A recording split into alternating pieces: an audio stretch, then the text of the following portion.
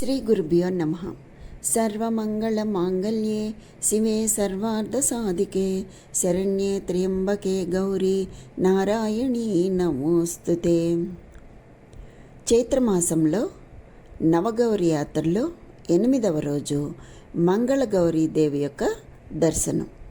స్కాంద పురాణంలోని కాశీఖండంలో గభస్తీశ్వర లింగము, మంగళగౌరి విగ్రహము మరియు సూర్యభగవానుడు అంటే మయూఖాదిత్యుడు అనమాట.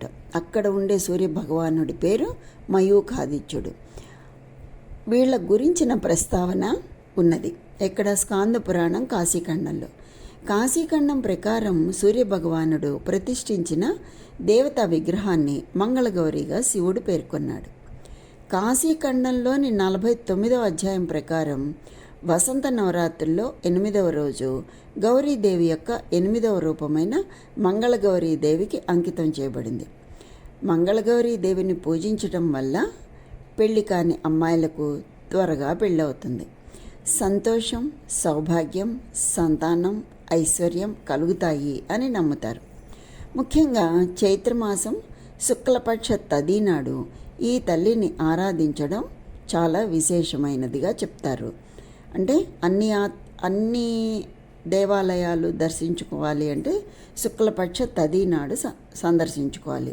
లేదంటే ఈ 9 రోజుల్లో రోజుకు ఒక గౌరీదేవి ఆలయాన్ని దర్శించుకోవచ్చు. కాశీలోని పంచగంగా ఘాట్ అంటే పంచనాథ్ తీర్థం అని కూడా అంటారు. ఆ సమీపంలో మంగళగౌరీదేవి ఆలయం ఉంది. చైత్రమాసంలో అంటే మార్చి ఏప్రిల్ నెలలో శుక్లపక్ష తది నాడు ఈ తల్లిని ఆరాధించడం చాలా ముఖ్యమైనది. మంగళగౌరికి సమీపంలో గభస్తీశ్వర్ మహాదేవ్ మయూఖాదిత్యుడు అంటే 12 ఆదిత్యుల్లో ఒకరు. వీళ్ళని కూడా మనం దర్శించవచ్చు. ఆలయంలో మంగళదోష నివారణ, సకాలంలో వివాహం, పిల్లల ఆశీర్వాదం కోసం భక్తులు పూజలు చేస్తూ ఉంటారు. పూజలకు అనువైనటువంటి సమయం ఏమిటి అంటే ఉదయం 5 నుండి మధ్యాహ్నం 1 గంట వరకు, మళ్ళీ మధ్యాహ్నం 3 గంటల నుండి రాత్రి 10 గంటల వరకు ఈ ఆలయం తెరిచే ఉంటుంది. హారతి కేవలం రాత్రిపూట మాత్రమే నిర్వహిస్తారు. సాధారణంగా మంగళవారాల్లో ఇక్కడ చాలా రద్దీగా ఉంటుంది. మంగళగౌరి విగ్రహాన్ని సూర్యదేవుడే స్వయంగా ప్రతిష్ఠించాడు అని నమ్ముతారు. పేరుకు తగ్గట్టుగానే ఆమె మంగళదేవత అంటే శుభానికి ప్రతిరూపం. పెళ్లి చేసుకోవాలి అనుకునే చాలామంది అవివాహిత యువతులు ముఖ్యంగా మంగళవారాల్లో తగిన వరుణ్ణి కోరడానికి ఆ తల్లిని సందర్శించుకుంటూ ఉంటారు. ఒకసారి సూర్యభగవానుడు పంచానద తీర్థం అంటే పంచగంగా ఘాట్ దగ్గర ఒక శివలింగాన్ని, ఒక దేవీ విగ్రహాన్ని ప్రతిష్ఠించి శివుణ్ణి అపారంగా పూజించడం ప్రారంభించాడు. పంచగంగా ఘాట్ యొక్క ప్రాముఖ్యత గంగానదీ తీర్థాల విభాగంలో మనకి వివరించారు. సూర్యభగవానుడి ప్రార్థనల తీవ్రత ఫలితంగా ఉత్పన్నమైనటువంటి తీవ్రమైన వేడిలో ప్రతిఫలించడం ప్రారంభమైంది. సూర్యకిరణాలు మరింత వేడెక్కడం మొదలయ్యాయి.